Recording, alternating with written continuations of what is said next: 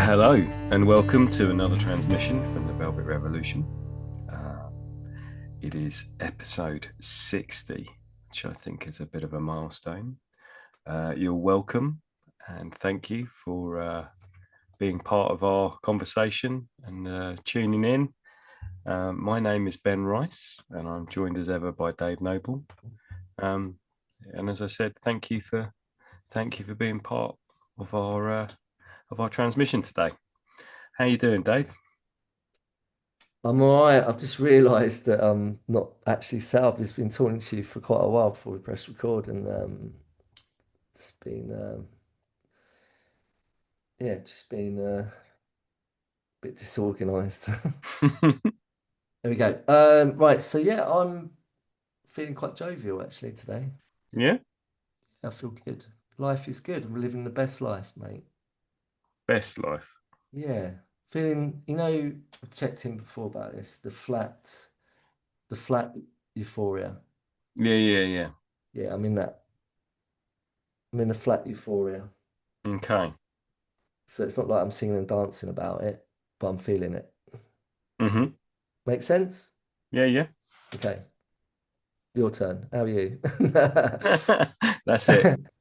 No, I've got more than that. Why do I feel good? Just got a lot of good stuff going on, you know. Yeah. I've started some training. I don't think, did I tell you this? I've started training, doing some more training. Now and again I embark in in evolution of um my knowledge in areas that revolve around.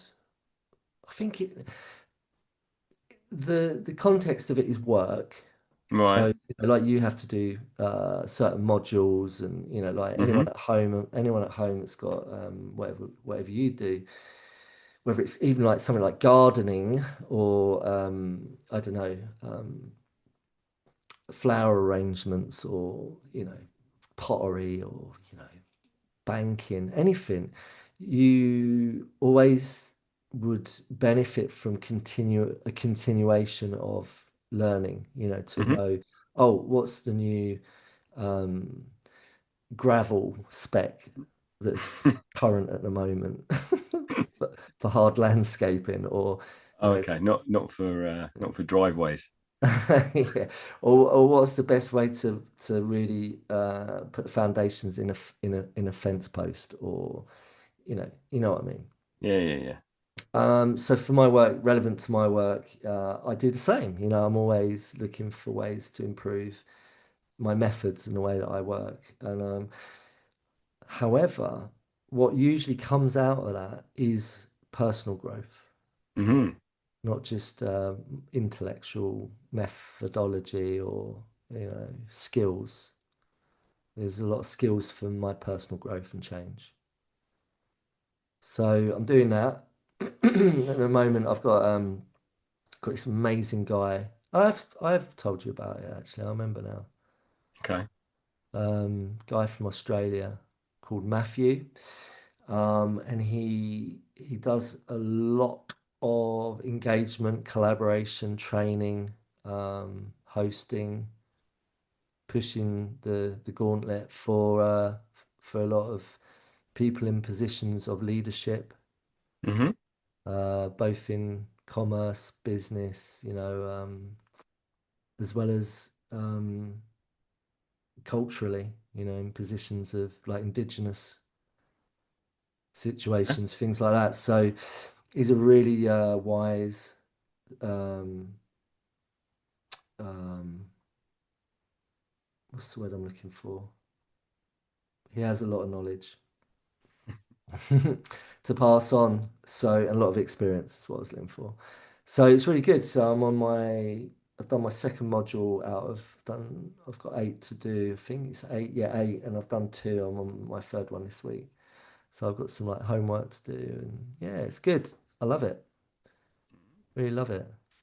So I'm doing that, and so I feel like I'm growing as a human, and it's going to really help with what I'm doing. It's really important that I do that, that I walk what I talk, you know? Yeah.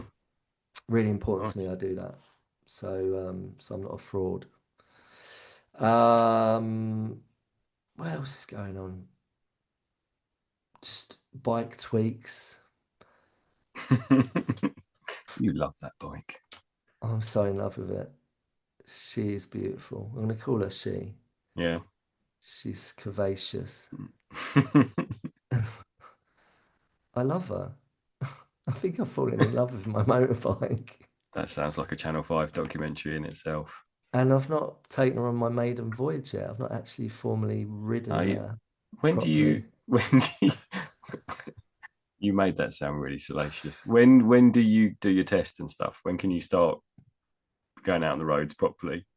Um, Thursday, Oh, so Thursday it's, oh, okay. this So week. Yeah, all right. I'm gonna get all. I'm gonna dress up like Stig, and Okay. then get in my car and then drive up to the test centre. Get out of my car with my helmet on. You know, I'm gonna drive my car with my helmet on and my leather gloves and everything, and get out the car and go, be like, turn up looking like, like I'm ready. Do they give you a bike at the test centre? Yeah, I've got a ride, probably like, I don't know, it's gonna be a 125, isn't it? I mean, I'm probably gonna have to buy a ride, no disrespect to anyone delivering pizzas, but I'm gonna probably have to ride, not as sexy, curvaceous. You're gonna Um, ride a delivery moped. Is that what the test is? You have to go and like take food I'm around to actually people. going, everything's cryptic. What I was actually saying is that I'm doing training for Domino's Pizza. Yeah, yeah. Big shout out Domino's Pizzas. There are other pizza houses. Pizza Hut is one. Yeah. Where else? Papa John's, Papa John's. Where else? mm, Pizza Town? No, Pizza Express. Is there? Pizza There Express. will be a Pizza Town in a town near you, I'm sure. You could probably buy chicken in there and a kebab. Yeah, yeah. Um, so yeah, I'm actually training to be a delivery driver. Nice, Yeah. nice. So I'm excited for that, naturally. Um, and yeah, just life's good, man. Yeah. Life's good. Yeah. You going to talk about the cows? The cows. Okay, so I this will be interesting to people, so I will talk about it. And anyone that's listening right now, I'd be interested to know. And you can leave comments, please. Look, come on, get a grip. Stop hoarding your thoughts, Uh-huh. people, right? If you've got emotional responses or feelings in your bones, if you've got any humanity in you, I encourage you to share it, express Mm. it. There's many ways to do that. You can email us, join us at the Velvet Revolution pod.com. You can leave a comment on whatever you're listening to. You can just fucking like it, all right? Come on, get a grip. So it'd be interesting to know what you think, right? So because I shared this with you and you was like, oh, Mm. interesting. So I'm going to Mm. share it, right? So yesterday I was with someone and we went out for an afternoon. It was a really nice day, right? Good company, and we went out for a ramble, right? Yep. And it was in the middle of, I'm going to take you there actually. When you come down, I'll take you there. It's a bit of a secret spot. So anyone that's coming down to the West Country, you're never going to find it because we don't tell tourists about our secret spots because we don't want you going there. That's why they're secret. So anyway, I know about them because I live here. And so anyway, no second homeowners allowed. Yeah. That's not a judgment. It's just me saying that, all right? I'm allowed to say that. So I live here, so I've got a secret spot and I'm protecting it, right? So anyway, I knew about this secret spot because someone shared it with me, right? And said it's a secret spot, don't talk about it. So here I am on a podcast sharing about it, but I'm not saying where it is.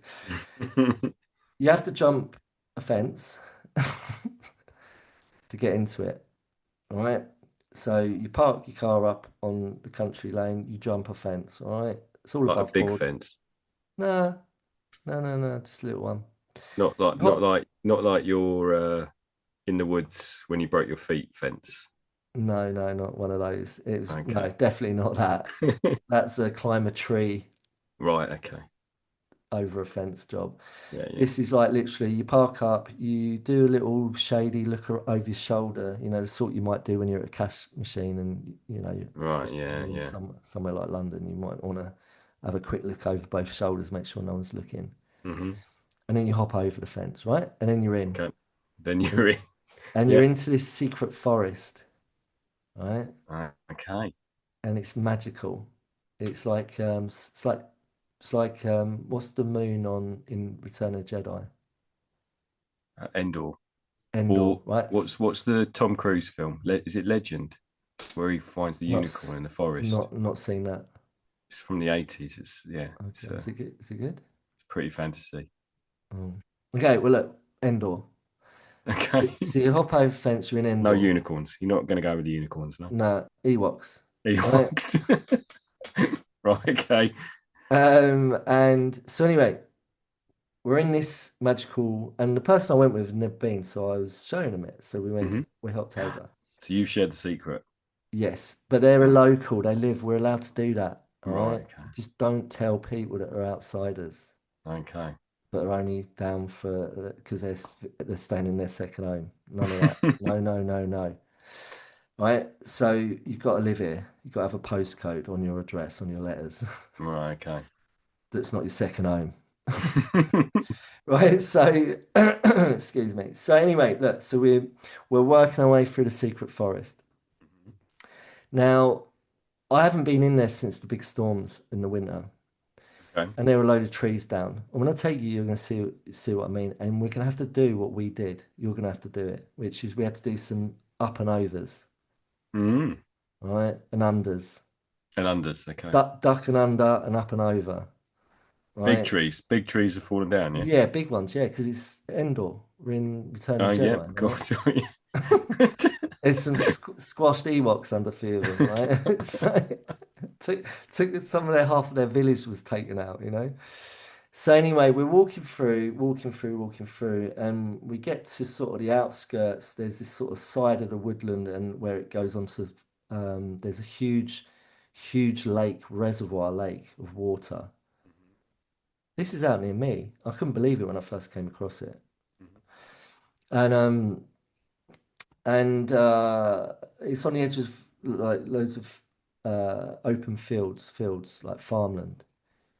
And there's a tree that's half, obviously, from the woods that comes over into the field. So it's down, but it's a huge tree that's going sort of across into a field. And it's just hanging there, Okay. right? And it's horizontal as a down tree can be. And we decided to climb up onto that tree and walk along it and sit on top of it. So we're overhanging the field and we could oversee the landscape. It was beautiful. You'll see it. I'll take you there. And a load of little baby cows Yeah. came. Now, the person I was with said they're not cows, they're heifers. Is that a lady cow? Is that a thing? What's a heifer? I've got no idea. I thought it was I don't know.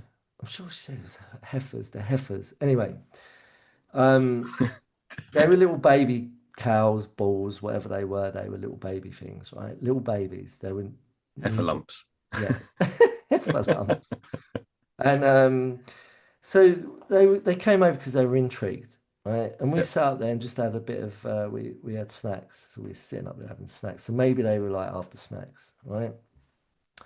What I decided to do though, because the person I was with said, "Oh, I watched this amazing thing on something where they set up a in a field with cattle. This woman set up her cello. They filmed it, set up a Mm. cello, and she sat on a chair with her cello, and she started playing her cello. Hmm. And apparently, all of the cattle, I think it was cows, all the livestock, they all came and congregated around and just stood there listening intently as she played. And I was like, wow, that's amazing. So that prompted me to get my phone out, Hmm. go through my playlist, and start playing different genres of music to see what music they liked. Okay. Now, what music would you play? What's the first thing you would play at a congregation of baby cows? What's your Uh, first thought on that? People at home, what would you play these baby cows if you was in this situation? It's fascinating, and I urge you, if ever you do it, because they're responsive, man. They respond accordingly. Yeah, yeah. smells like Teen Spirit. They're all nodding, Okay. hoofs tapping, Yeah. hoofs up. Some of Yeah. them. Mm. Um, but the one that caught my attention was the orchestra, which was the obvious one because that was the story of the person with the cello, and it's true. They respond. Right. It's like they really respond. They all suddenly just all lock eyes on you and just freeze and stare at you. Try it. Okay. So anyone at home, go and find a bunch of cows, Hmm. play music to them, see what happens. Report back, please. Okay. All right. Doesn't have to be cows. We don't do it in a field of bulls. See what happens. Report back. Play the Gypsy Kings. Yeah. Okay. Anyway, I found that very interesting because I was there. You had to be there. Yeah. Yeah. So, but there you go. That's my little cow story. Mm. That's it. And maybe Okay. that's why I feel so good as well, because that was really beautiful. It was a really beautiful moment. Really Con- beautiful. connecting with nature. It was beautiful. And it did Mm. smell a bit. There's a lot of flatulence going on. So Right. some music, and I tell you, what song was it? What song was it? Did smells like Teen Spirit make them a little bit nervous, do you think? I don't know. I can't remember what song it was, but then suddenly it was met with flatulence. Mm. Yeah. But I'd like to think all the music on my playlist wouldn't warrant that. So I'm Okay. just trying to think what that was. I need to look back at what I played. Yeah. I've got an old Kings of Leon album on there. Maybe it was that. I was just trying to think of any cow-based songs, and the only one I can think of is "Size of a Cow" by Wonder Stuff. Ah, do you know what? My bro, and anyone else listening, I don't know, but my bro was the one that put me onto One Stuff. Yeah, He interviewed Miles, what's his name? Miles Hunt. Miles Hunt. My brother did an interview with Miles Hunt. Okay. Yeah. Yeah, he did. Paul, if you're listening, leave a comment. Let us know what happened with Miles Hunt. Yeah, my brother put me onto Wonder Stuff. When I was a Mm, skater boy, when I was about 14, 15, whatever, skating my art out, I used to wear tie-dye Wonder Stuff, long mm, sleeve t-shirts with their tour dates on. yeah, Yeah, great, great band. Miles Hunt. yeah. Yeah. Where are they from? I know they're England. Birmingham, when they part of that sort of Midlands, sort of Ned's Atomic Dustbin, and uh, just trying to think, Pop Will Eat Itself. They were all from that sort of Midlands area. Oh, okay. Mm, Hmm. there we Okay. go. Let's uh let's move on. Okay. So how are you? I'm good. Yeah, I'm good. It's been an intense week. It's been a really intense week. I've like there's this notion that in the summer term everything sort of winds down as you get close to the summer holidays. And actually, what I find is because you're prepping for the next academic year, like work just sort of multiplies. It's like you've got to get all these plans in place and all these you got to think about what's going on what's going to happen next and it's almost like you're trying to fit everything into to that sort of space of time. And so I've just this week's been really really busy and a lot of thinking which hurts my head. lots of sort of like making things definite and a year in advance, which is always a bit weird. I find planning that far ahead. It's not doesn't sit naturally with me. Um, but I had a really lovely day on Monday. Went to Thorpe Park with some of the Oh, kids as did you drive the bus? uh, uh, uh, There's Ben's first glitch of the episode. Ben, come back to us. Mr. Rice. uh, Mr. Rice, come back. Come I back. Come back wherever you are. bus on the way back. There you go. Ah, You're back hang in the on, room. you completely glitched then. That was the worst one ever.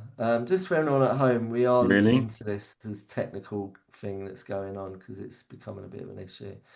So I feel we might have to do a little edit on that one, but we don't do edits, but we might have to sort of snip that one. Right, Okay. start again. I was asking you, did you drive the bus, Mr. Rice, the I drove magic the bus? bus on the way back because the guy that drove the bus on the way there went on lots of rides, so he didn't want to drive the bus back. Are you sure he just didn't have his little flask in a brown paper bag? He's like the janitor, sort of caretaker vibe guy that No, comes he on all the was. school trips that gets a No, no. he's a really sweet guy, but he's very straight. So I very much doubt that. And he's like he not like a he is a design and technology teacher. So he was coming Okay. off all the rides, going, "Oh, that was really well engineered. That one, it was really smooth. I love the way they did this." And yeah, it was talking about them in sort of technical terms as opposed to going, "Oh, that was really exciting," or that one blew my mind. But yeah, I don't do any rides, so I was bag Why holder not? Why not? Why didn't you do rides? because they make me very ill. Fair play. All right. So yeah, I that's not my bag at all. So you're with the school with your beautiful Mavericks, right? Hmm. There's got to be one story here that you can share that with something that happened with. There's got to be. I would have been maybe that person that would have done the thing that I'm asking you. Did anything stand out? Is there any standout moments that you can share? It was a very lovely trip, to be honest. Nothing Ah, untoward happened. It was all very straight. so no Uh, one like just doing something like nutty on a ride, something crazy and outlandish. No? no, we only took four kids. Oh, Um, four. so the whole idea of it is that it's a bit of a reward for those kids that have done all their examinations, Oh, that's because a lot of nice. our kids will choose not to do their examinations, Fair which is, play. some of them just like, oh, I can't be bothered to get out of bed today. Don't Yeah, don't fancy maths today. yeah. So yeah, there wasn't that many kids that completed all their exams, So you had four. and then there was also some that were like they'd never been to a theme park before, so they were just like, no, I don't know whether I like roller coasters or not, so I don't want to go. So yeah, you had that going on as well.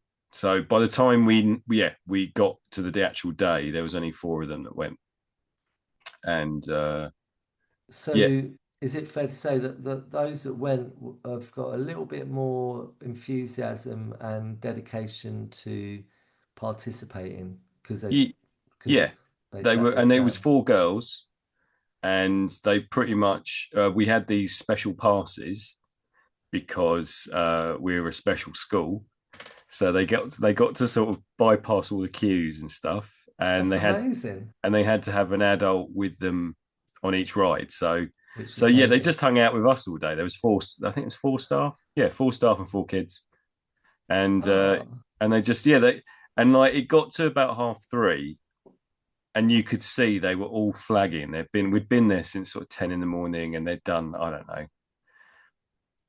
however many roller coasters, however many times, and they were just, you could see they were all knackered, and we were like, maybe we could go now. We could get on the bus and we could sort of avoid the rush hour traffic.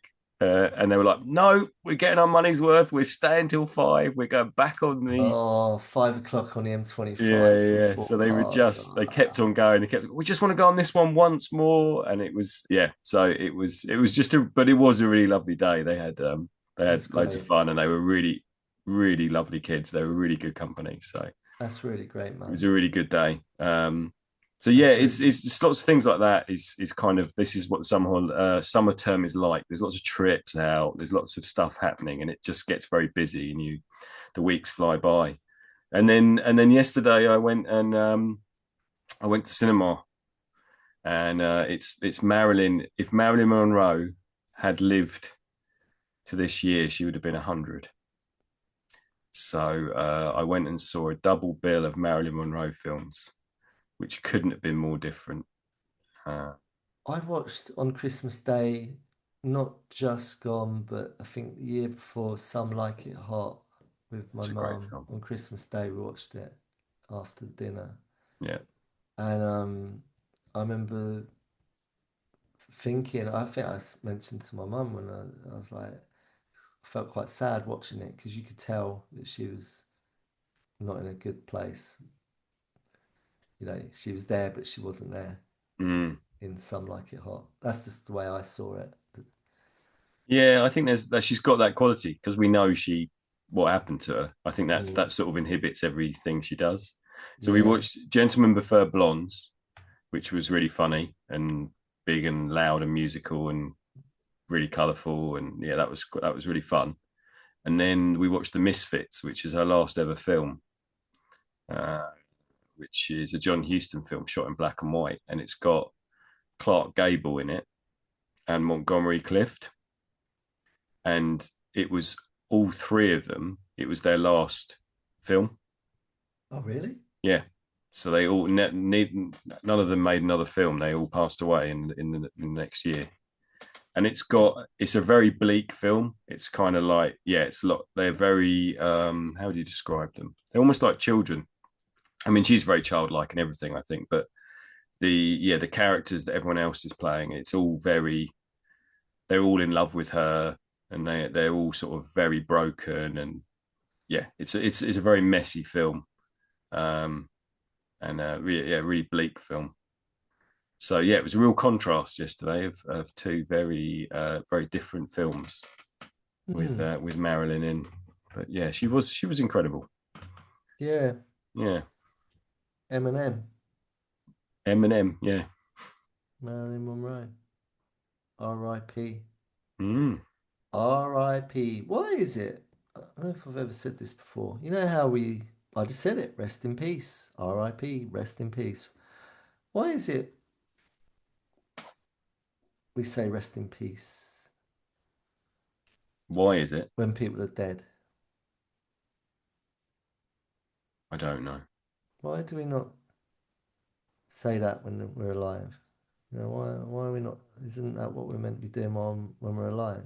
Resting in peace. I do. I rest in peace a lot. I love it. What as opposed to resting in noise? Yeah. R.I.P. That should be a new thing. Should be a trend. You know. Yeah, It's like, rest in war. don't wait to R.I.P. Rest now. Yeah. Mm.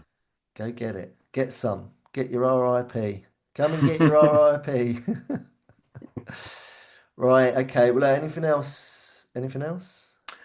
No, no, I think that's it. Yeah, yeah, that's me Okay done. then. Right. So, shall we get into it? Have you got any announcements? Anything you need to say to do the gram? How's the gram going?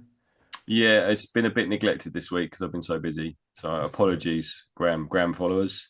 But we are slowly. I think we're up to about 40 something followers. Well done. So we're getting there. Are you paying people to follow? Yeah, yeah. Cool. All right. So anyone listening, if you're not following, Mr. Rice is going to make a bank transfer. So make sure you hit the follow button. Right on. Okay, let's get into it. So is it my turn to pick or yours? It's your turn to pick, and we're on the letter H, I H believe. for He- Horatio. and hairy. Harry Horatio. Yeah. Horatio Harry. Okay. Okay, let's get them up. Let's get them up. Let's get it. Let's get it. Right. Okay, H. My mic's in the way. Get out of the way. Right. Okay. Honest. Mm.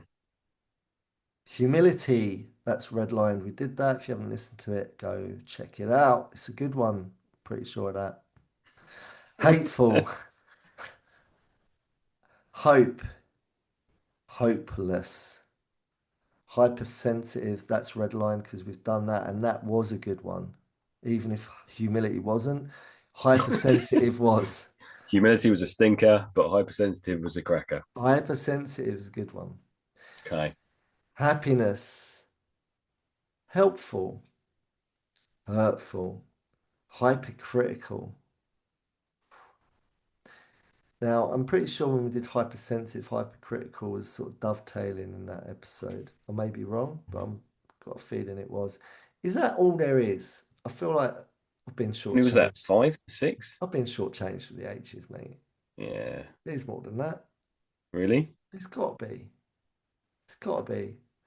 But for now, let's work with these. Well, I can't do humility. Honest, hateful, hope, hopeless, happiness, helpful, hurtful, hypercritical. Let's go with hurtful. Mm. There we go. And why have you picked hurtful? For some reason, I don't know why I said this, I'm about to say this, but Quentin Tarantino had the film The Hateful Eight, Yep. which is the word a few rows up from hurtful. But when I picked hurtful, I thought it was the hurtful eight. So I don't know what I did. And I was going to go in with that. I was going to start talking about the hurtful eight, but there is no hurtful eight. It's the hateful eight. But I'm sticking with hurtful. Yeah. Okay. Yeah, yeah, I'm sticking with it. What would the hurtful eight be? Would it be a Western? Could be all of the ideologies that are corrupting the world. Mm. Could be all the superpowers that are misleading, misguiding. Whatever those superpowers are, it could be a Bond baddies. It could be who knows. So take your pick. Um, yeah. So hurtful. I relate to it. From what perspective do you I like? relate to the word and what it represents. And in terms of your own experience, would you say that your last experience of that word would be a time when you were hurtful or when someone was hurtful towards you? Um, so it can always go two ways, right? Mm. I've been hurtful. Yeah, I've been hurtful. Last time I consciously recalled that, and I'm just picking it out of air, top of my head, was just the other week, last week. I saw a spider in my hallway. No, it was in my, it made its way into my bedroom. It was on the floor on the carpet. I nearly trod on it. I think I did Okay. tread on it actually. Didn't harm it. I was barefoot and it made me jump. I was like, oh, what's that? And it was a spider and it just quickly scurried off. It wasn't massive. Now, I used to have a major hang up on spiders, major Mm-hmm. phobia vibes, right? To overcome that, because it was the year, it was like literally weeks before I went boarded the plane to Australia when my brother moved there. And I thought, I need to just face my fear of spiders because I'm going to Australia, right? And I knew someone that had a tarantula called Charlotte, Okay. and they had a snake called Paul. Yep. For real. And I Mm-hmm. held Paul and I held Charlotte, the Mm-hmm. tarantula. At the same time. Yeah. Mm. The worrying thing is, when I went to see the guy who had the Charlotte tarantula, he says, yeah, come round. He goes, she's well fed, so she won't bite. I was like, cool, that helps. And but he goes, if she does, it's just like a bee sting, right? Don't freak out. Just it'll happen. It happens, whatever. But you'll be all right. You'll survive. I was like, great, thanks. And he pulled her out of her little incubator or whatever they call them, you know. And he had her on his hand. And Mm, so he goes, right, put your hand out. And he put his hand sort of like, can you see what I'm doing? Yeah, because I yeah. can't see myself. Right, okay. And Charlotte on his hand, and I had my hand out like that. And Charlotte starts to go bump, bump, bump, bump, bump, bump, bump on my hand, yeah. And it's amazing. Have you ever had this? No. Big tarantula on your hand. And it's like you feel the pads on their feet and you feel the weight of them and you think, wow, this is like, because they're not fast or, you know, Mm, I think that's part of the eeriness of it is when they're really fast, like alien like. yeah. They're really majestic. Charlotte was just like really majestically sort of like feeling her way onto my hand. The more she sort of left his hand and came onto mine, I started to panic a bit. So I looked at him and I was like, I wasn't being instilled with confidence. I saw a bead of sweat go down his brow. Okay. Why the fuck is he sweating? What's he got a problem with? What? I'm the one with the problem here, mate. This is your pet, and you're putting your pet onto my hand, and you're sweating. Hmm. Why are you sweating? I didn't say this. I thought it. Hmm. Anyway, it worked out. It was fine. I survived. But the reason I'm saying this is I overcome that fear, and I have. Right, so now I'm more out of spiders. But I saw this spider the other day in my house, and I accidentally trod on it. I didn't squish it, but I was like, oh no. And what I do now is I either just sort of coach them, encourage them to go into another room so they're not in my bedroom. Because it's nice Yeah. just to know they're not going to go in your mouth when you're asleep. Yeah. Is that true that we eat I however many don't, I don't spiders? know. I don't care because I'm asleep, so I'll never know. Okay. But I've had far worse things in my mouth. Take that how you want. um, so, and I've had far worse things crawled up my nostril Yep. Okay. and under my eyelids and in my ears and other wherever else you can put something. I'm pretty sure. Um, anyway, creepy crawlies I'm talking about. So anyway, so I got this spider. Anyway, I managed to guide it down a hallway, Right. and I'm getting to the hurtful bit in a minute, right? Okay. Yeah. Yeah. Anyway, I decided to scoop it up. So I scooped the little fella up, right? Yeah. Right. Um, onto I've got a little dustpan. I just not with the brush. I just sort of guided it onto the dustpan and brush thing. What do you Yeah. call the not the brush? What's that called? The pan. The pan. And so I opened my front door, and I don't know why I did this because to the little spider, to the little fella, I made him do a skydive off my pan down to the concrete on the floor. Yep. That's the equivalent of doing a free fall, Yeah. Yeah. a massive free fall. And in theory, I should just put the pan to the floor and let it crawl off. Hmm. But I let it do a skydive. I forced him off the edge, Right. and he just went "Ah," to the concrete. Did you And hear a little? Did you hear a little scream? yes, it was like fuck, just like jumping out of the plane. And then he landed, and I for a moment he didn't move, and I thought no, in that moment I thought no, I've really hurt it. Like Mm. I've been hurtful. And then he moved. I was like, "Oh." And then he went and found his way, right? And I was like, yes. But then there was part of me felt guilty, but I was like, no, no, it's summer. If it's winter, I wouldn't put them out. I'd let them be in the house because they want to be in the house. Mm. That's why they're in the house. They're trying to get warmth. So the point is, the last time I recall being hurtful was when I had little matey. I made him do a free fall. And to a little spider, that is a long drop to concrete because it was concrete. It's on my out front doorstep. Poor little thing. Does that count? A little bit. Or are you thinking fish don't have feelings?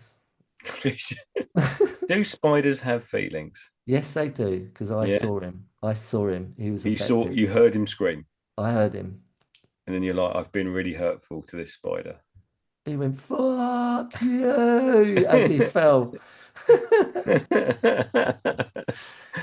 But that's a really good thing that I'm recalling this in the way that I'm recalling it. Look, now with hindsight, I would have put the pan down to the floor, and I did think that immediately. I thought, you donut, why did you make him free fall, right? But that's the kind of empathy part of me, right? I'm Hmm. an empath. It's the empathy part of me that, even with little creepy crawlies, I think it was the Dalai Lama said, what was it he said about mosquitoes? Because we love to squat a freaking fly or a mosquito. We see Mm, them all as bloody, parasites and all of that. But do you not think that what gives us the right to kill shit like that? That's hurtful, man. mm, That is hurtful. Try and take out of context. Because I think hurtful is like the obvious one is it's obvious, isn't it? Do you think what hurtful might be? well, yeah. I mean, I'm trying to think about the human equivalent to you. Like, when was the last time someone kicked you out of a plane without any warning, or you did the same to someone? That sort of analogy. It would be like that. Yeah, let's Yeah, yeah. use this as a metaphor, right? Mm, So yeah, anyone listening at home, right? When was the last time you was removed from, like, you're up in a 10-story building, right? You're up in your office in the up Canary Wharf in London, right? You're on the fucking 22nd floor of one of the buildings. You have an argument with your boss. He doesn't want you in the building anymore. You're sacked. mm-hmm, And instead of being able to find your own way down and out the building, security comes in, they open up the fucking fire exit door. Suddenly you find yourself on the ledge and they push you off of it and remove you. How would you feel? I don't know. But like, I'm just trying to relay that you asked me when was the last time, and that's the last time I can recall. But Okay. that's the first thing coming to my mind. So that to me is a good thing. Not for the little fella. I feel bad for that, and I did because I've got that empathy thing of like, oh no, I shouldn't have done that, and I felt really bad. Yeah, and I don't know if I don't know what you think, people. Do you feel like that? Do you feel like I do? Do you have that empathy of like feeling bad if you accidentally squish a little something that got in your way, or you didn't mean to squish it, or you was trying to do the right thing and let it out, but then you accidentally killed it in the process, or you accidentally, you know, turn the taps on, there's a little something, little tiny little baby spider in the sink, and you turn the tap on and suddenly you see it go down the plug hole. You're like, no, and you hear the little spider go, "Mummy, help me!" as it goes to its imminent death, and it's like there's just something in me that really I've always had that, man. I've always had that, and more than ever, I've got it. And am I just talking about little spiders, little whatevers, or do I have it for fellow humans too, and my planet and my environment? Yeah, of course I bloody do. I have it for a little tiny little creature, little. I'm not going to call it creature, tiny little sentient being that is the spider. Well, I mean, I think there's a perspective there in terms of, like, you don't intentionally go out to harm anything, any living creature. But I think there are times where our behaviors will hurt other people. It's a bit, didn't we do this last week? This hurt people sort of thing. What did we do last week? We did grace. And I think we talked about this idea of hurting people, and it comes from a place of negativity. Hmm. It comes from a place of hurting yourself, and that's why you do it, because it feels good. Does it feel good to hurt someone else, I don't or know. You tell me. to get rid of your pain, to get rid of, sort of put it onto someone else. Maybe that's the easiest way of dealing with it. I don't know. It's one of the things it's making me think of is watching that film yesterday, The Misfits, the second one, the black and white one, because it's sort of set up in that Marilyn is like this sort of childlike, beautiful creature in the middle of this of three guys that are basically all in love with her. And she, the film starts with her getting a divorce from this bloke, and it's like, what does she do next? And these she's got these three men all fighting over her, but they're all being very childlike about it,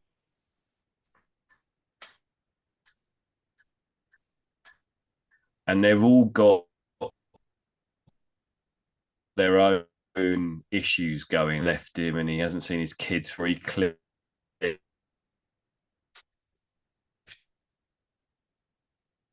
to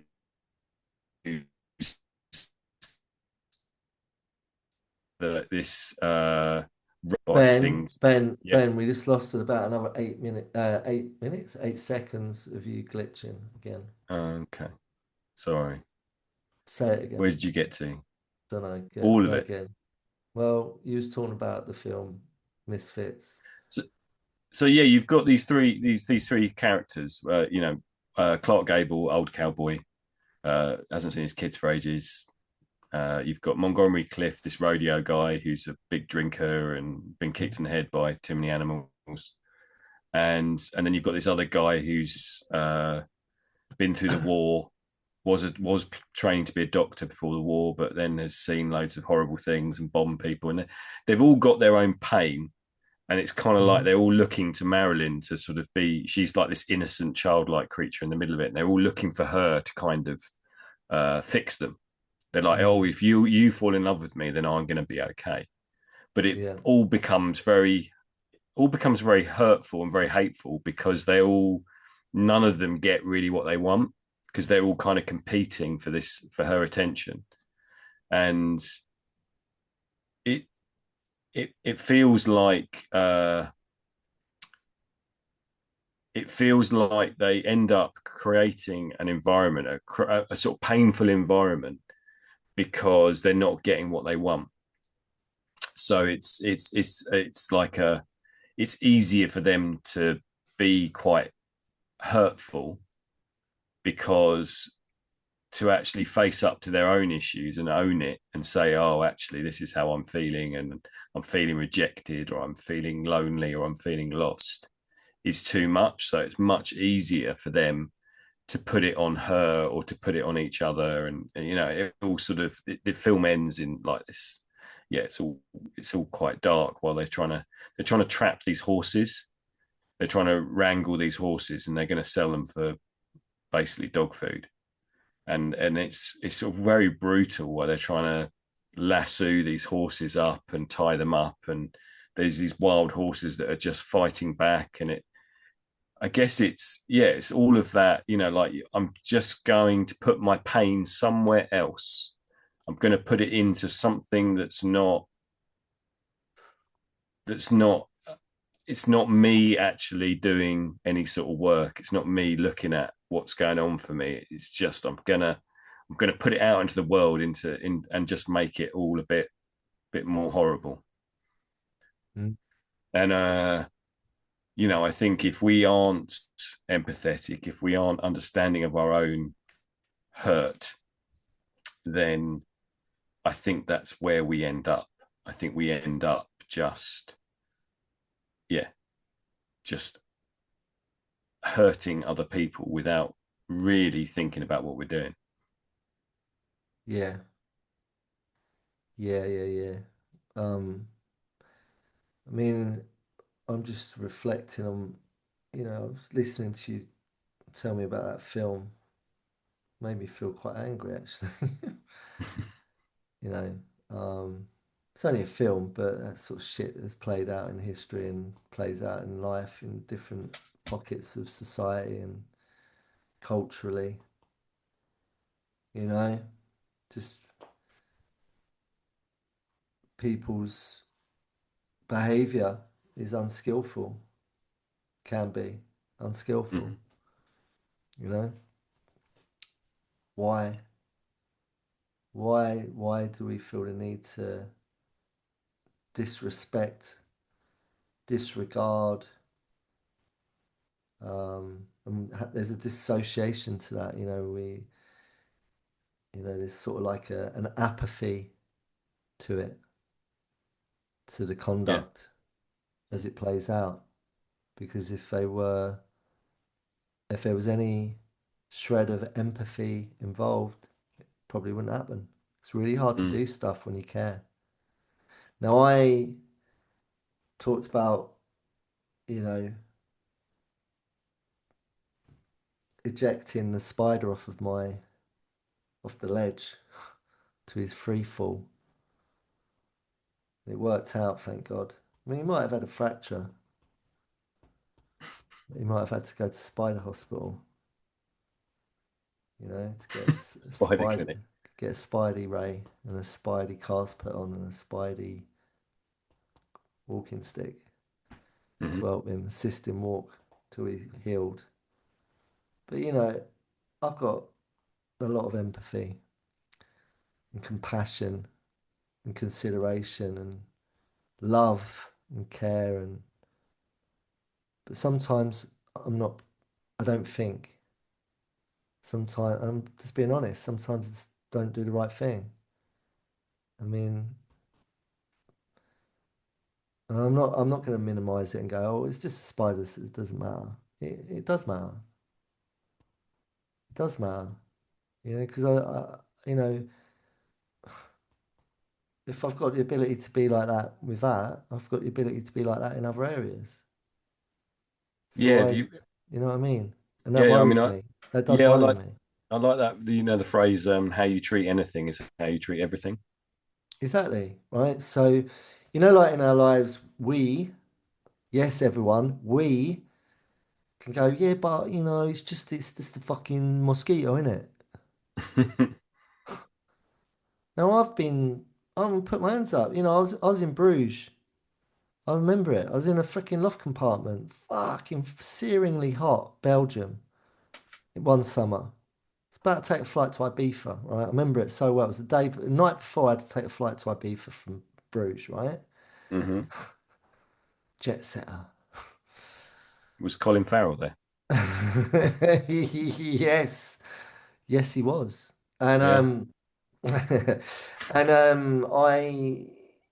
I remember it well. It was the night before, and I was getting really annoyed because I had to take the flight, and I was about to do a job in Ibiza for a Right. week. I had to go and work with a Maverick and his dad, right, in Ibiza. Ibiza. That was amazing, amazing little gig that was. But anyway, it was the night before. I needed sleep. I needed rest, and I was in this loft compartment of some house that I was with someone who's knew the person whose house it was, and we was allowed to stay in the house. It was a beautiful, beautiful townhouse in Bruges. And I was in the loft compartment in the converted room upstairs, stupidly because it's even more hotter up there. Should have slept Hmm. in the base, like in somewhere downstairs. Anyway, there was a mozzie infestation that night, and they were out to get me. Hmm. And I ended up doing like a mozzie massacre. Hmm. It was like John Rambo. I turned into Rambo that night, Did you you have the know? red thing around your head? Yeah. Literally, it was like something out of Rambo. Honestly, I was like, tore the sleeves off of my pajamas. No, of course I weren't wearing pajamas. I was wearing zilch. It was so hot. But yeah, I made a little headband, and Hmm.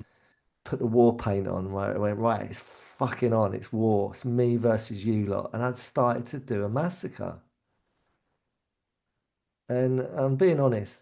And how many of us have done that? When we're really hot, really agitated, very tired, sleep deprived, going psychotic, basically. Hmm. Neurotic is there. I'm definitely neurotic. I'm borderline psychotic. Hmm. And I'm just going on a bit of a massacre. Yeah? I'm being Yeah. honest about that. All right. Yeah. Now I'm talking about mosquitoes, or it don't matter, it's just mosquitoes. We're only talking about mosquitoes. It does matter. It does matter, right? It does. I went on a killing spree with mosquitoes. Okay. Now I'm talking that out loud and we're recording this and this is going out into the public domain and I'm admitting to mass slaughter of mosquitoes. I, I'm throwing myself under the bus here in dedication to the cause of just trying to explain that how this affects me and how it makes me feel. Why is that okay? Why is that deemed that we can laugh at that as if it's quite funny and we all relate to it? And I'm going to guess that we relate to that because whether it's cockroaches, mosquitoes, or little teeny weeny spiders or big spiders or any other insect or thing that we feel is inconvenient to our lives, it's all right for us to put them out of commission because we want to sleep or we don't want them buzzing around our room or biting us. I don't know, man. This is where I'm going with it.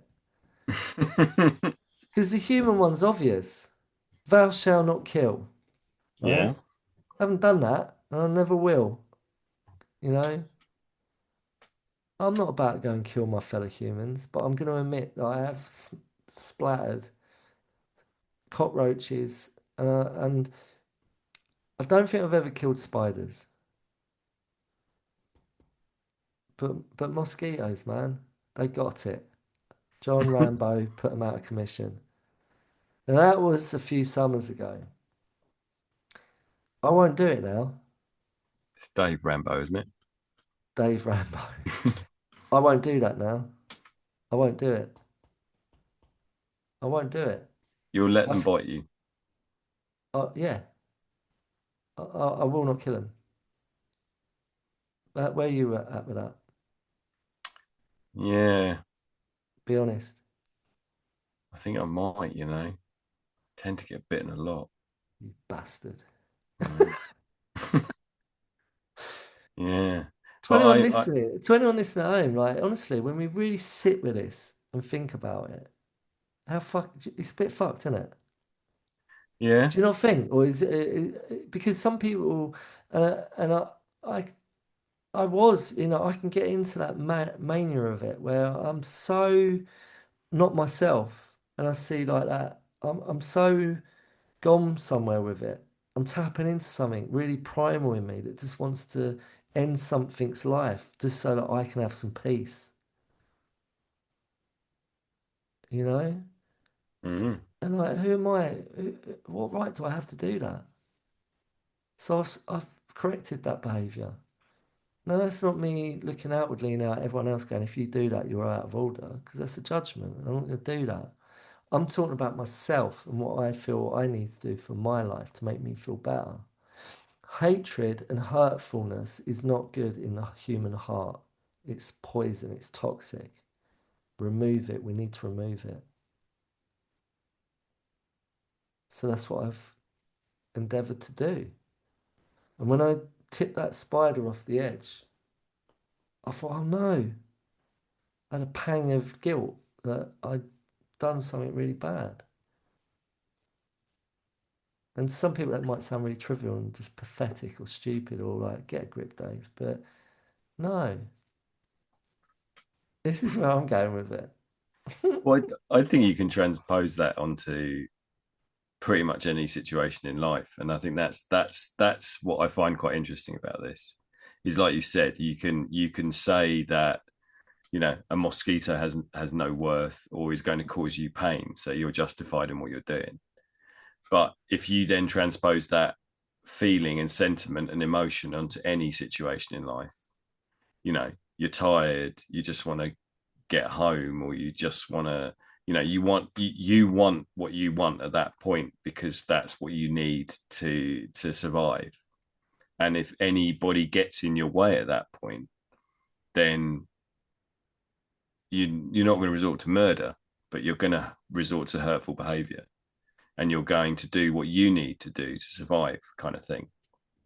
And for me, I know that there's situations where if I know that I have done anything that is hurtful, the level of guilt that I feel it will stick. It will like echo in my head for weeks afterwards. I can still remember bits that where that have played out, and I'm like, oh, I wish I could go back and redo that. I wish I could revisit that and replay it and say something different or do something different or act different.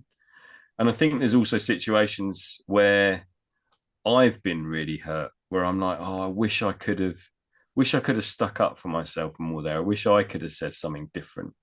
Wish I could have been stronger in that point and actually had had the wherewithal within my head uh, and within myself to say or stick up for myself.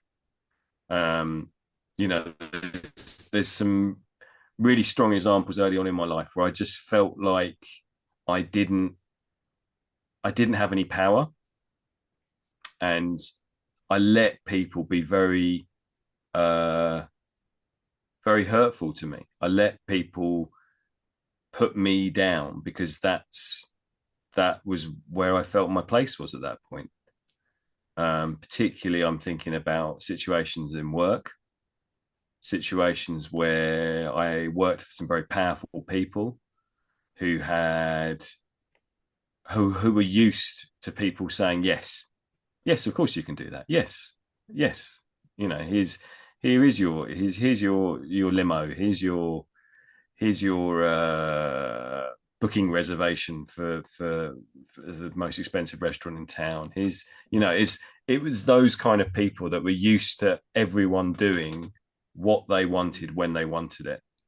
And me as a young adult, sort of arriving in that world, I didn't last very long in it because it just left me feeling uh very dirty and very like pointless.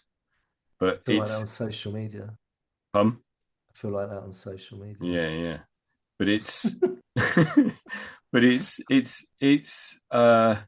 it's incredible looking through my life at those moments, and I can still picture them now. I can still picture situations uh, where people were allowed to treat me in a certain way, and no one stuck up for me. Um, Yeah. and it's and that those are the things that sort of echo through time, if you like. I can still picture those situations much easier than I can picture situations like, oh, that was a really good time. I was really happy then. I was really relaxed and really chilled. It's much easier almost to picture those moments. Yeah. Yeah. Yeah. I don't know, man. I get it. What you just said there, I relate, you know? Um, do you feel like you've changed, it changes, like your response, what you just shared? Do you feel like it, as you change, as your life goes forward, as you continue your path, your journey?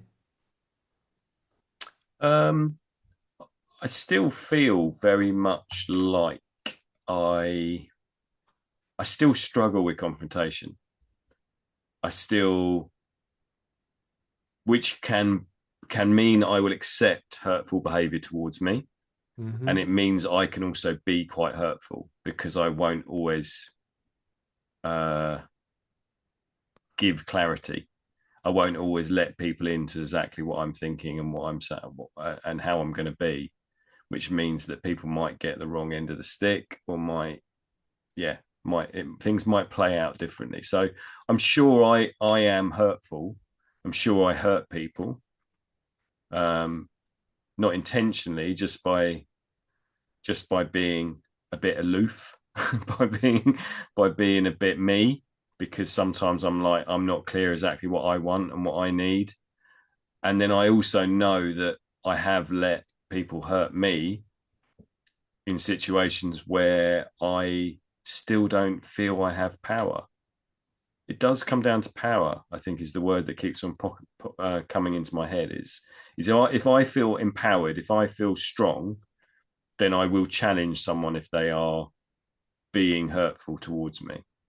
Like I was sitting I was sitting in the BFI yesterday on the South Bank, waiting for the next film, and I got my little shake that I have, my protein shake to to help with my diabetes. Yeah, and I've got this little blender. You've seen it. Last time I was down, and it makes a little bit of a noise. It's got a little motor to it, but it's not. It's not. I've I'm got one of those. I've got Yeah, one, I think. A I'm Ninja. Is it a yeah, Ninja? yeah, Yeah, and I've got a Ninja. I'm very conscious that it does make a bit of a noise, and I am a little bit self conscious about it. But I was sitting in the BFI yesterday, just in the foyer, and I thought, oh no, I need to do my shake. I'm feeling a bit hungry, and so I blended it, and then I mixed it up again, and I blended it again. So I did it twice, but I think the noise lasts for sort of 30 seconds. It's not. It's not a loud noise. No. It's not a it's not. And this bloke, it was about, I don't know, 3, 4 meters away from me, sitting on a different. He said, "Excuse me." He said, "Was that you?" And I was like, "Yeah, I'm just making my shake. Is that all right?" And he just sort of gave me this frown and turned round again. And I just thought, like, what's your problem? See, that evoked a response. What you and you was only sharing it. I wasn't even with you. That evoked something in me. Now, there's something in me that wants to pounce on that. Yeah. I just there's something in me. I have this default rooted response that just wants to start throwing windmill punches. Just to destroy everything in the way. Like there's this inner tornado that just wants to fucking that's activated. That's because it's almost like this. Who the fuck do you think you are? Mm. Kind of. There's something in me that has that, and it got me in a few scrapes back in the day, and I've had to look at it and learn to not act out on it and to reel it in because sometimes, I have to bite my lip, take that pause, that breath, and not react. And I'm not saying I would throw windmill punches because I wouldn't. Metaphorically speaking, in my head, it's like I'm flipping the table upside down, and then I'm going to flip his table upside down to make my point of like, who the fuck do you think you are? Yeah.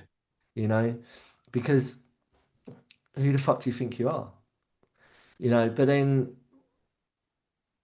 coming back into reality and not in the fantasy of how my mind operates and what that response creates, that scenario, in reality, it's very different. It's a bit like that scene in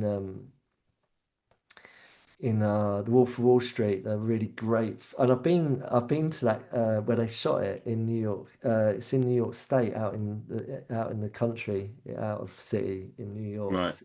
in the state of New York, not New York City, where Leo DiCaprio's character gets bang at the quaaludes so badly that he has to crawl out of the country house. Hmm. I've been to that place, and he has to Okay. crawl out of it, and he gets in his Lambo, and he literally picks his legs up, doesn't he? He pulls Yeah. himself in the Lambo, and you see him smash the shit out of everything on the way home. Hmm. But then the reality of that was that none of that happened. That's what he thought happened, right? Is that right? No, it's the other way around. Oh, He gets home thinking that everything's fine, and then he wakes yeah. up in the morning and he's absolutely smashed everything up. Right, okay. So sorry, I flipped the Yeah, the yeah. the, the sequence, so it's that way around. Okay. But the fact that there's that warped, polarized reality versus, what's Mm. real and what you think is real is what I think I don't know anyone listening whether you relate to that, but I really relate to that. Really relate to that. It's been my experience throughout my whole life. Like I definitely have had exactly not that scenario play out, but some similar stuff that's so impaired and so polar opposites of like fucking reality check. Um, but my mind can still create that scenario Mm. in what I've just described, which is when you said that guy had the audacity to pull you on something which I know the noise of that thing, and it ain't really anything to really cause anyone any disturbance with, let alone actually make a point of it. And dare I say it, the dude is probably chewing, making more noise by chewing his food than that noise makes, Mm, or stirring his tea and making a ching in his mug, or his text alert, or talking on his phone, or talking to whoever he was with, probably had the same sound vibration level as that fucking thing. mm. So who the fuck do you think you are? So my point is that I still have this what needs to happen versus what I want to happen. Now, in Leonardo DiCaprio's character, he wanted it to be all right and nothing had happened, but the reality was it was complete fucking destruction Yeah, yeah. and all of that. So in my mind, I go to complete destruction. I want to throw windmill punches and destroy the fucking restaurant that guy's in, sitting there and just make a point. But the reality is very different. It's like that's not going to happen. It's just like so. It's interesting how these things what comes up for us, Yeah, because it something comes up for me when we're talking about this, really does. I get yeah. really passionate and really like on one about when people have something to say, and it's like, who the fuck do you think you are talking to? No, who the fuck do you think you are? Mm. You're not my fucking keeper. Like, what the fuck? Who put you as the fucking gatekeeper in this public space all of a sudden? I mean, I get it if it was in the middle of the film, but fact is, we're sitting in a public space.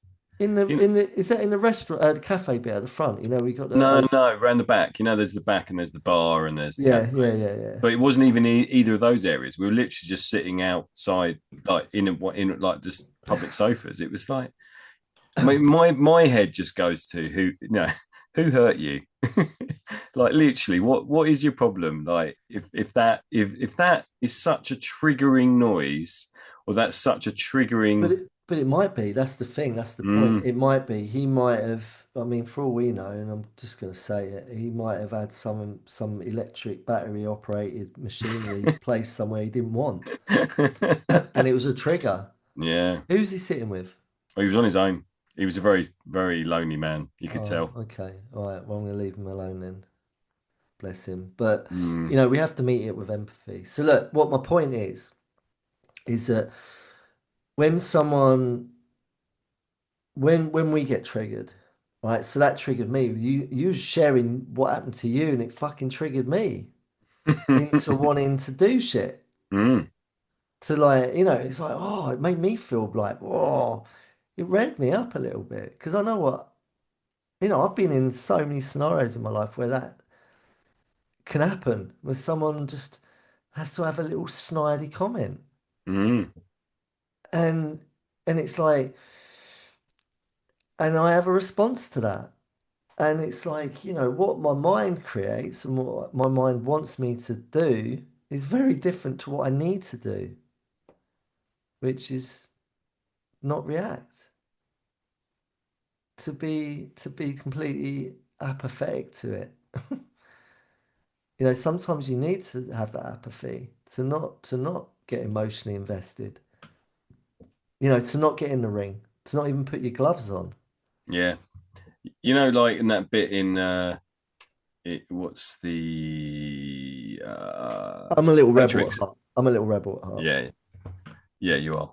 The bit in the Matrix where Neo gets to the point where he can literally just sort of soak up anything, and they get he's sort of fighting, and he's just literally he's just moving and just soaking Mm, up all the blows, and then it gets to the point where he's shot, doesn't it? And everyone's like, "Oh, he's dead now," and yeah. then the bullets just all fall out of him, and That's when it's he's at his optimal. yeah, yeah, He's realized his yeah. yeah.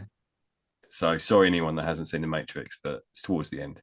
Um, and I feel like it's that. I feel like it's that. I'm going to take all these bullets. I'm going to take it all, and they're just going to fall out of me because if we get to a point where if someone makes the snidey comment, someone makes the hurtful statement that just sort of, sends you reeling, and your response is to come straight back with, well, you're an idiot, or Bullets, more yeah, bullets. more bullets. Then we end up in this sort of cycle of, right, okay, I could have given that guy a mouthful yesterday.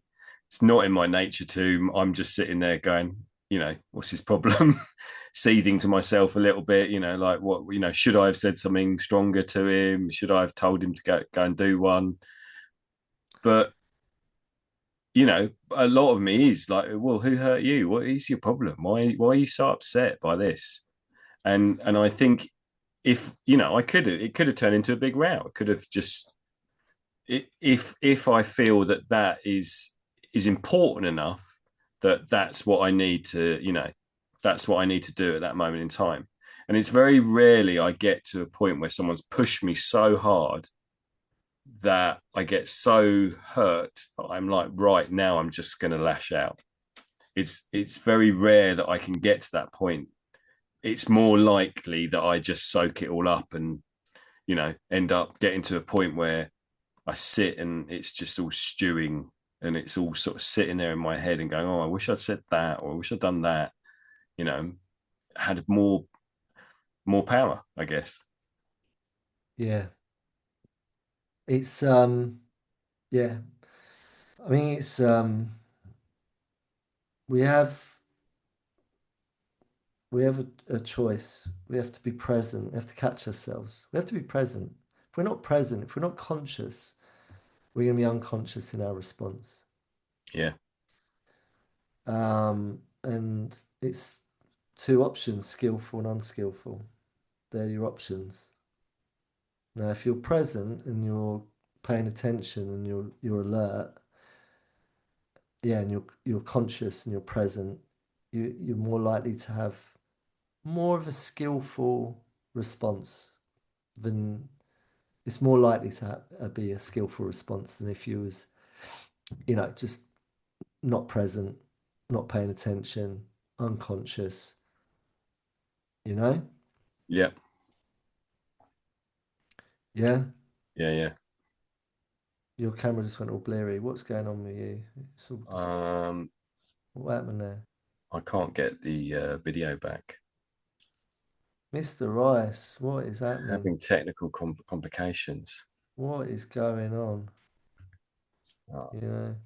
So what it is, like with this, what's going on with your, and it's not you, it's the IT, it's the tech. What's going on for me is for me not to be, to take it personally, right? yeah. Yeah? Yeah. Yeah. I'm not going to take it personally, the fact that your IT is having a freaking, It got its own agenda right now, right? really does. It's having a Um, moment. I'm not going to take it personally, okay? I'm not going to take it personally, you know? And that's what it is. Whether it's your whack IT that's going on your end, the tech that's all deciding to do its own thing, or whether it's life in general. When I leave my house every day, I don't have to just leave my house. It's just every time I'm consciously awake in my day to day. Am I, you know, am I removing my I have to get myself out of the way sometimes, Yeah. right? And allow my higher self to come in. Yeah, Hmm. my higher self. I need to remove myself sometimes. Does that make sense what I'm saying? Yeah. I mean, I think it's the ego, isn't it? You have to take yourself out of the firing line. It's just to go, right. Okay, that person's ego, or that person's desire to be hurtful, is coming from a place of pain. I'm going to, I have a choice to either stand in the way of that and deflect it or react to it, or I have a choice to soak it up and just Mm. go, okay, right, or let it bounce off me. And I think possibly that's where I'm getting to in the terms of I find it hard to let it bounce.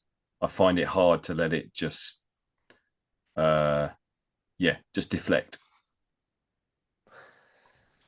So taking it personally, you take it personally. Yeah, yeah. Okay. Because that's what I was saying is like when people display or project their shit onto us, right? So anyone at home listening, right? You know when people project their shit onto us, whether it's your boss or it could be your partner, it could be your fucking kids, it could be a stranger in the street. It don't matter, right? When people project their shit onto us, what does that mean? What is someone projecting their shit onto us? Well, like that guy in that public space, right? Yeah. That person, in my opinion, is projecting their shit into the public space. That whatever's going on for them. Now he thought you was doing the same subconsciously. How dare that guy make that fucking bring his blender? Like, are you for real? You're bringing your fucking home kitchen devices to a fucking public space, and you are daring to blend your fucking food in my fucking space. Mm-hmm. So in a way, he's coming from the same place. Yeah. He thinks you're projecting your shit into his space. And then you're thinking, well, he's projecting his fucking viewpoint into my. So that's where I feel that interaction that we all have in life is where it gets a bit muddled and it gets a bit confusing. It can be overwhelming. It can get catastrophic, destructive, hurtful. I mean, it can get a lot of things. It can get quite sinister. It can get nasty. People Mm. can get killed. I was talking about spiders and insects and mozzies and stuff. This is how people get killed. Yeah. Yeah, road rage. The Mm-hmm. amount of times, I mean, road rage instance, which ends up in like a murder, right? Things like that. Or, people unskillfully not knowing how to conduct themselves in relation to others and the world around them. Yeah. And maybe whatever they do in behind closed doors doesn't affect me. But don't project your shit onto me. And this is where boundaries come in. We need boundaries. Like you say, we need to be able to deflect. We need to be able to deflect it. Mm. Have you been taken over by some fucking critter, Ben? Why? Because you're all out of focus, mate. You're There we all go. over the place. Yeah, no, it's basically the cameras decided to play up. Yeah. So Well, fuck your cameras. yeah, See? There you go. I'm taking it personally now. you take it. No, I'm not going to take it personally.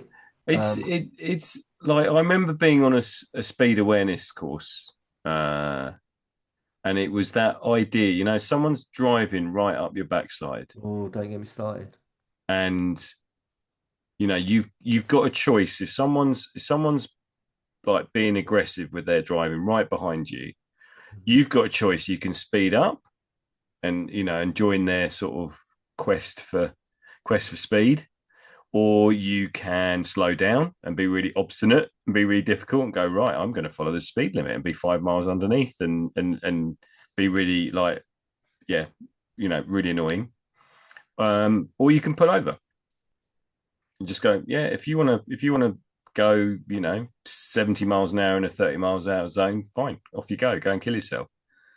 And it's all of those choices when we've got that sort of thing happening, and and it's our ego that makes the choice, isn't it? It's our self. uh it's how we're feeling in ourselves, like you know how hurt we are. We go, actually, am I bothered by this person? Not really. I'm just going to pull over. Just going to let them go, because if they're going to be idiots, I'm going to let them be an idiot. and Yeah. I'm just going to give them the space, you know, or I'm going to be difficult and I'm going to slow right down and I'm going to drive at 20 miles an hour and make them really annoyed and really frustrate them even further. And Right. it's you know, these choices that we have in life when we're faced with these situations. Yeah. Yeah. I mean, I love a bit of that. I've been the person that's been up people's asses. I have. But again, you know, I used to be the one that splat the mozzies, but I don't do that anymore. And it's like I don't drive up people's asses anymore. So people do change. I change. And it is an attitude and it's a mindset. Yeah. And I have a choice. And I was choosing to be unskillful. Now I'm choosing to be more skillful, more present, and more conscientious with a better outcome. And there are different outcomes.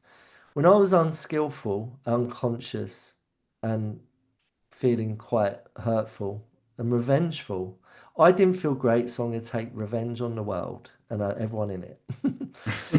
And like I say, I was just living with hatred in my heart. I didn't feel good about myself all my life. I'm a victim. Poor me. Fuck you lot. If you felt like me, you'd be a fucker too. Right? Flip the narrative.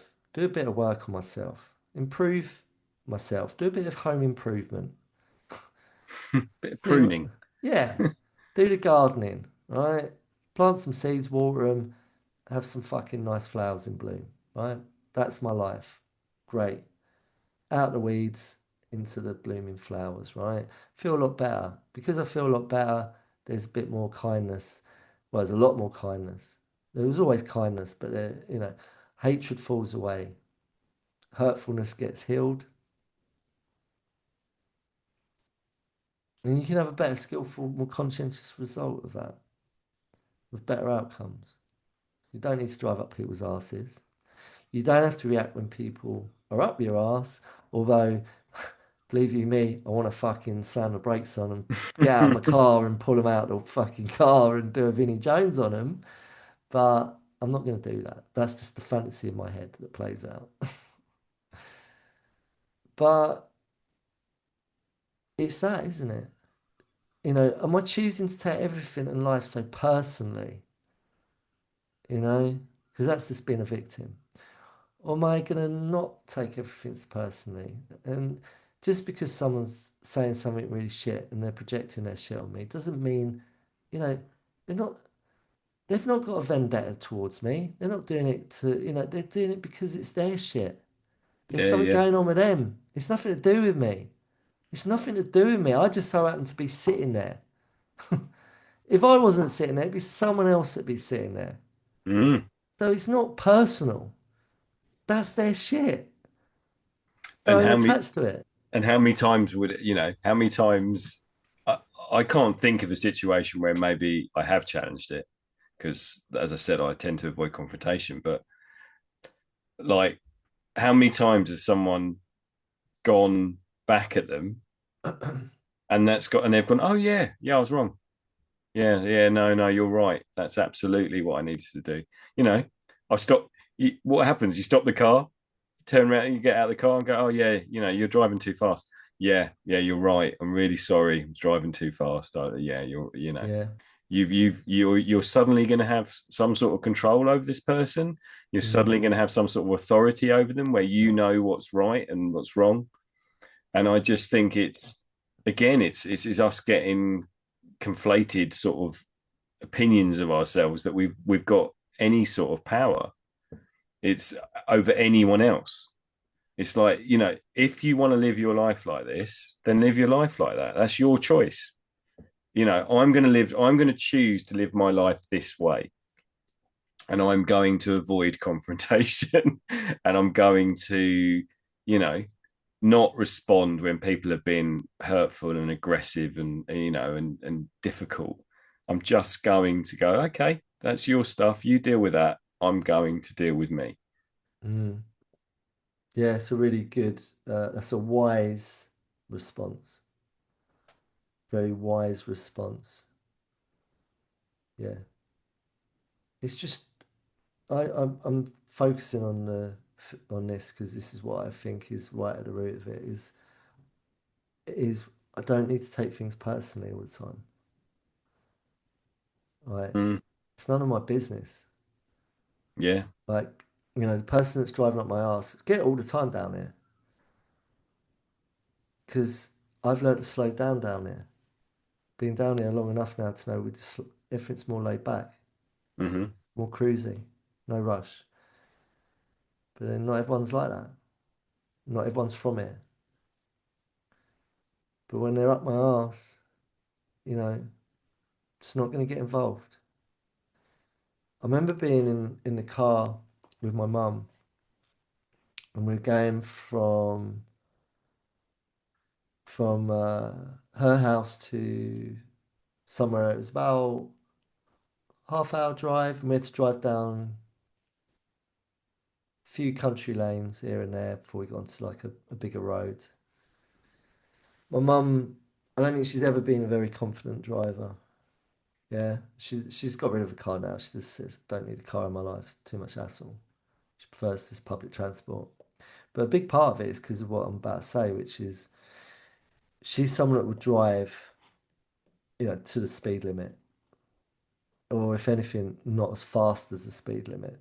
She's very cautious in her own speed, in her own time. Gets quite anxious if someone's up her ass. And I remember this one time I was sitting in the passenger seat and she was getting really flustered and anxious because someone was right up her ass. And she was probably dropping 10 mile per hour below the speed that was meant to be going. But it wasn't that bad. I drive like that now. I normally do about a 45 and a 60. So I like being at that speed. Find it quite mellow. I'm in no rush, right? And it's safer, especially about getting a motorbike. I'm going to do the same on that, right? So I'm going to have a whole set of issues on the motorbike, and I'm going to be sharing about this. Believe you me, I guarantee there's going to be a lot of stories that I'm going to bring. So we're in this car. My mum's driving along, and she's getting really quite anxious, like to the point where it's affecting her driving. Yeah, like she's just like, I don't like this. This is really doing my head in. And I said, Mum, just stop looking in your rear view mirror, right? Because the only reason you're getting like this is because you can see that they're up your arse. She's like, I can't help it. So I got a mirror and I turned it away from her so she couldn't look in it. And she's like, what have you done that for? I'm like, it's like, look, you don't need it. You do not need that mirror right now, okay? Stop looking in your mirrors and just look ahead of you and do your own thing and continue to just focus on that, right? And breathe. And it completely equalized the situation. And I mean, metaphorically speaking, that's what we need to do in life. We need to stop hyper focusing on person up our arse and turn the viewpoint away from that and just focus on what's right in front of us, ahead of us, going forward. I think that's a metaphor. Yeah. Yeah. I really like that. And that's what I do now. Someone's up my arse, I just won't look at it. I'll just continue to fucking just focus forward and look. And if I need to, I will move the mirror. You can drop the mirror down. What I do at night when people have got them, the LED lights that are all so blindingly bright, because they will. The Mm, LEDs are proven that you should not look at an LED light too long directly. It will really damage your eyesight. Yet they're in our fucking car headlamps and they come up your arse or they come towards you at night. Now, yeah, I know I've got glasses. I have to wear glasses for short sight, reading things or seeing things short up. But my long distance sight is bang on. But those lights really impair my vision. They're too bright. I think there was something about them, wasn't there? There was some sort of thing that maybe LEDs aren't the best tech for headlamps. They're just so bright. yeah. Like not like I've got an older car with old school. My motorbike's old school with the what are they called lamps? Halogen lights. Okay. They're not so fucking blinding. And but I do it at night. Same thing I'm saying, which is when I get an LED light up my arse at night, and it doesn't have to be up my arse. It's just the fact it's an LED light. I flick the little uh, button thing on your mirror, rear view mirror in the car, and it turns it down so it doesn't blind you. Okay. Does your car have that? I don't know. I've never checked. Should have a little thing you flick, and it just alters the mirror's view so you don't see it. Mm. I use that so I don't have to see people up my arse. Yeah. Anyway, that's a metaphor. Yeah. To stay present, stay in what you can control. Your situation, your circumstance. It's Not look behind you. Yeah. it's what you were saying, which is I am powerless over that person up my arse. You're right. If I got out of my car and I went up to their window and said, "Excuse me," you know, just to point out, it's really quite it's aggressive what you're doing. Mm. You know, I feel quite intimidated and and at risk with you being so close to my arse because you will cause an accident. And you would be the one that really will die if you hit my back of me. Hmm. You know, but you obviously don't care about that because you're up my arse. But you know, just can you just have a think about that and maybe change it? It'll be met with "fuck you," maybe. I don't know. Or it might be met with "I've never really thought about that." Yeah, thank you, thank you. I really appreciate you. You've enlightened me. I will change my ways. So you're right. You don't have any power over this shit, really. And you have to recognize that, to accept the things I cannot change. Mm. And you have got to have the courage to change the things you can. Like the windscreen, like the rear view mirror. Yeah, it takes a bit of courage to change the things you can change. You know, you've got to be bold and try something different. You know, like why are we settling for, why are we taking the bait? Why are we allowing hurt people to hurt us? Mm. Why are we getting affected by that? Let's take the power back. Let's change it. Take the viewpoint, the focus away from them. Don't pay them so much attention. Focus on a different direction. Change the things you can. Your relationship to it. Yeah. Do you reckon? Yeah. Yeah, I like Should we end? that. Yeah, I think we're there. You reckon? Yeah. Think it went in a direction because it's hurtful. What did you think when I chose it? What was the first thing that came up for you? Um, yeah, I mean, again, I think I took it for that idea of being hurt, but I also was trying to think of examples where I have hurt people and and the and the way I respond to that. Um, there's part of me that yeah, I if I feel like I've hurt someone, then there's normally I'm just riddled with guilt.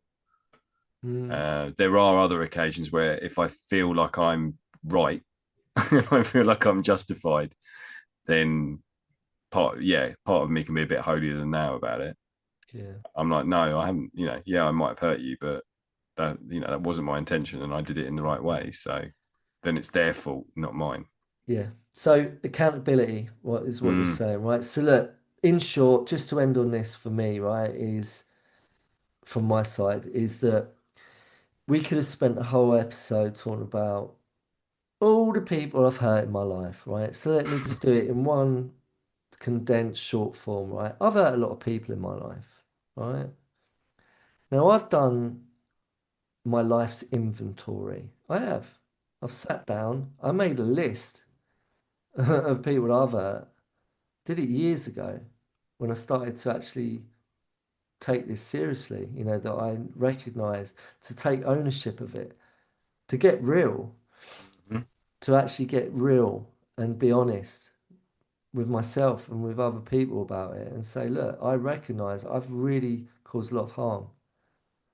and I took accountability for it. And I contacted a lot of those people that I'd harmed, and I made amends, and I acknowledged my part in that, and it's not just paying lip service saying I'm really sorry and it's with regret. It's like I really acknowledge it, that my behavior, my actions caused you harm, and I will do everything within my power to never do that again. And do you know what? It was met with like some was met with tears of like I really needed to hear that, thank you. Some was met with you don't need to say that, honestly. I knew he was being a twat. And some of it was there was no real register of it. Mhm. But I wasn't just doing it for them to set them free, it was to set me free. Yeah. And that accountability and that process really changed everything for me. Once I had that really good, solid understanding of what that process means, and having lived it out and played that out, I could then go on forward, onwards and upwards, and do a living, breathing embodiment of that change. And that's where I started to change a lot of my attitudes and my behaviors. And I became skillful, conscious, responsible, and dedicated to being a better human being. The end. Nice. Right. So that's something that I have done in my life, in my process, and that happened, you know, quite a long time ago, quite a few years ago. But I continue to do it because I'm not perfect. Sometimes, you know, I don't think and I will do something unskillfully. But I have this ability now, because of what I just shared, to be able to do the same thing quickly, recognize my part in it, and say, look, I'm really sorry I did that thing. That was pretty shit and unskillful. I will do better. And it's always met with thank you. It means a lot that you're saying that. And I think that's what we need to do, accountability for our actions. Mm. Okay? Because yeah, we have got some pain. We have all got stories of the past, and we do harbour some feelings and emotions that cause us discomfort sometimes. And we can be the hurtful people. We can be the hurt, wounded. We can be wounded. We are wounded, some of us. So sometimes when we get triggered, we might have a response where we don't mean to, but we unconsciously pass that on and we might hurt someone. And we need to catch it and take accountability for it and make it right. All right? That's what I think. Yeah, I totally agree. Totally agree. So on that note, That is the end. that is the end. Yeah. Yeah. And if you feel like what has been talked about, discussed, and revealed in this discussion, if you feel like someone really needs to hear what we're talking about, pass it on. Mm. Yeah, pass it on, man. We're a Ponzi scheme, all right? You need to share it with three people, and then they need to share it with three people. And it doesn't cost any money, and you're not going to get your pants pulled down, metaphorically speaking. You're not going to get shoved off the pan. No. Right, Mr. Rice, you need to call your IT boys, get them round to sort your shizzle out. Yeah. It's having a Yeah. fucking wobble, mate. It's all over the place today. What is going on? Apologies, people. The building you're in, did it used to be Mm. like a psychiatric ward or some sort of Yeah. like Yeah. Catholic girls' school or some shit? Yeah, it was no, it was a mental asylum. So Was yeah, it? Was it yeah, really? It was a mental asylum. yeah, Yeah. You're fucking. You got some shit going down in there, mate. Do you yeah. know There's that? some ex patients getting involved. I think. I don't know. that explains a lot, mate, honestly. Right on. Okay, everyone listening, take care of yourselves, look after yourselves, love your brothers and sisters, and love yourselves, man. Beautiful. All See right, you on the next one. ta-ta. Bye. Bye.